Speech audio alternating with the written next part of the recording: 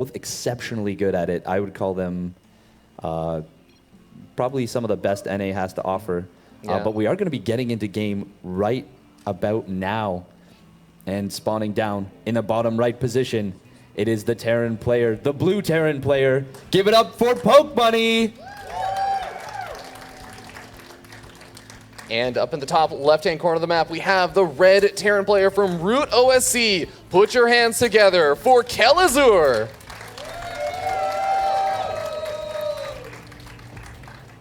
Right off the bat, we have both players actually going for a gas first. So probably going to be getting a little bit more on the aggressive side. Maybe going for some 1-1-1 or potentially even, you know, a 2-Rax Reaper to open it up, because this is an exceptionally good map for Reapers.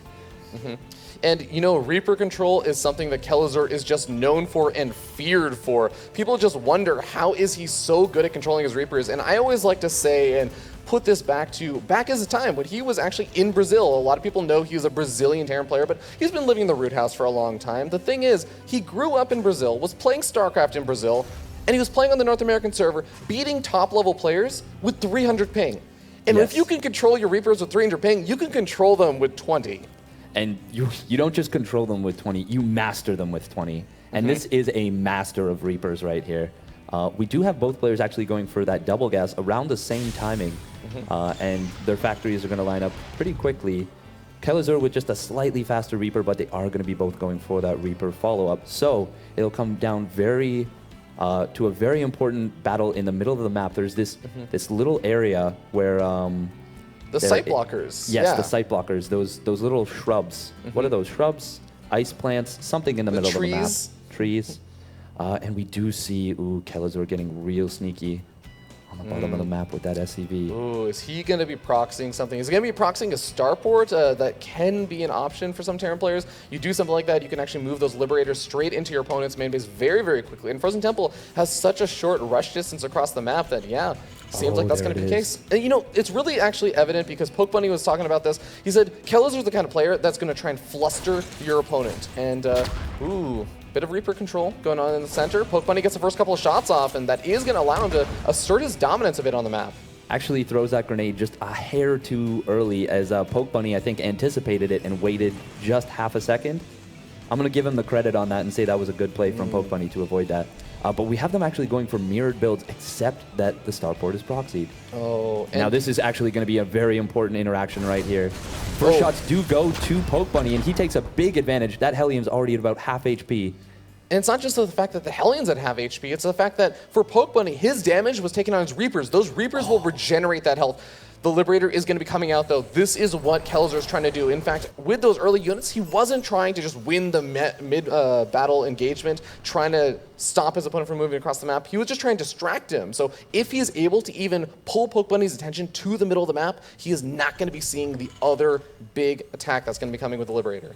Yes, and we do see they continue to mirror each other. We're seeing the first variations right now. We see a Cyclone coming out from Kelazhur, whereas a slightly faster expansion coming out for Pokebunny, and a slightly later reactor on the barracks, I believe. Steadfast, is Pokebunny even going to have any anti-air to deal with this Liberator? He has a Liberator of his own, but the anti-air damage is so slow, and it's not really in position, so Kelazhur could actually get quite a bit of damage done here. Oh my god. I think he's going to lose at least 5, maybe 6, He's 7 busy microing. SCVs. He's microing in the center of the map. He's not actually paying attention to the Liberator, so 5 workers have already gone down. Reapers and everything else have retreated back home for Pokebunny, so he can focus his attention on this Liberator, but he has to make something. He's getting out of Viking right now, but even that's going to take some time. Natural Expansion Command Center no longer going to be building, and he's not mining at all. There's literally zero mining happening right now for Pokebunny. Pokebunny going for a Liberator on the other side of the map.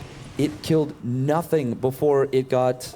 Wait, maybe one worker killed? No, it killed no workers. The Cyclone locked onto it and was able to kill it before it got any damage done. So this is a huge advantage for Kelazhur. Follow-up Banshees with Cloak going to be coming out. I mean, if Pokebunny could not actually handle losing all those workers, how do you think he's going to feel about having to use up his scans to try and find some of those Banshees? I think he's going to feel pretty awful, and he does not have any anti-air except for 1 Viking and 2 Marines that are about to his army's pop on the out. other side of the map. He doesn't have anything back at home to deal with the Reapers. He's trying to poke it at the front, but Kelazhur has a full wall, and he never landed his natural expansion. But the Banshee doesn't have Cloak yet, and the Viking is chasing it down. Meanwhile, the Reapers getting such huge grenades.